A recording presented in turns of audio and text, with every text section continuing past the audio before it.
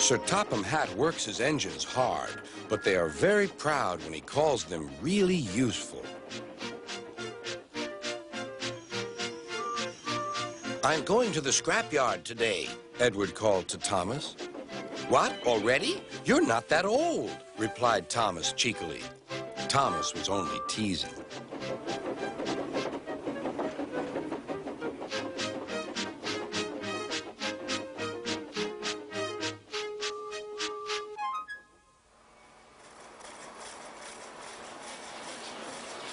The scrapyard is full of rusty old parts and machinery.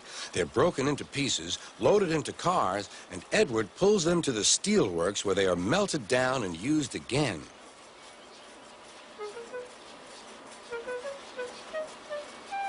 Today, there was a surprise waiting for Edward in the yard. It was a traction engine. "Hello," said Edward. "You're not broken and rusty. What are you doing here?" "I'm Trevor. They're going to break me up next week." "What a shame," said Edward.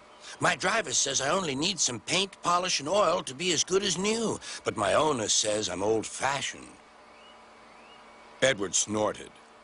"People say I'm old-fashioned, but I don't care. Sir Topham Hatt says I'm a useful engine.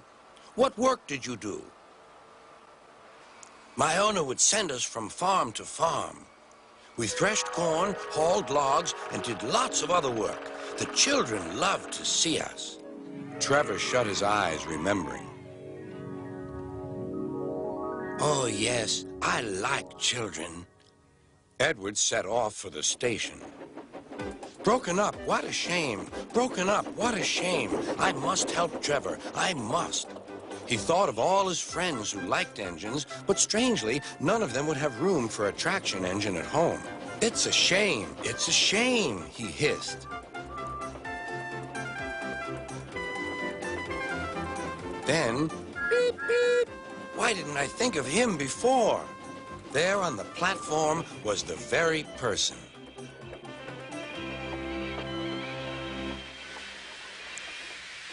"Hello, Edward. You look upset." "What's the matter, Charlie?" he asked the driver. "There's a traction engine in the scrapyard, Vicar. He'll be broken up next week. Jem Cole says he never drove a better engine." "Do save him, sir. He saws wood and gives children rides." "We'll see," replied the vicar. Jem Cole came on Saturday. "The Reverend is coming to see you, Trevor. Maybe he'll buy you." "Do you think he will?" asked Trevor. "He will when I've lit your fire and cleaned you up." The vicar and his two boys arrived that evening. Trevor hadn't felt so happy for months. He chuffered about the yard. "Show your paces, Trevor," said the vicar.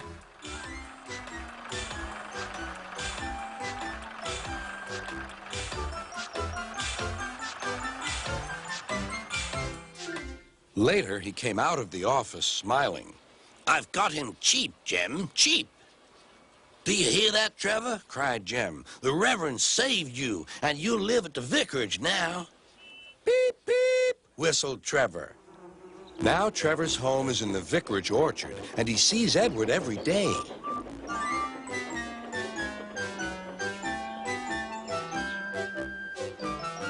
His paint is spotless, and his brass shines like gold.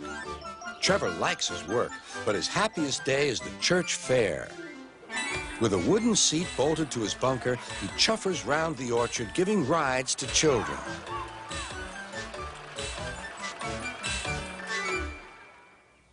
Long afterward, you'll see him shut his eyes, remembering. "I like children," he whispers happily.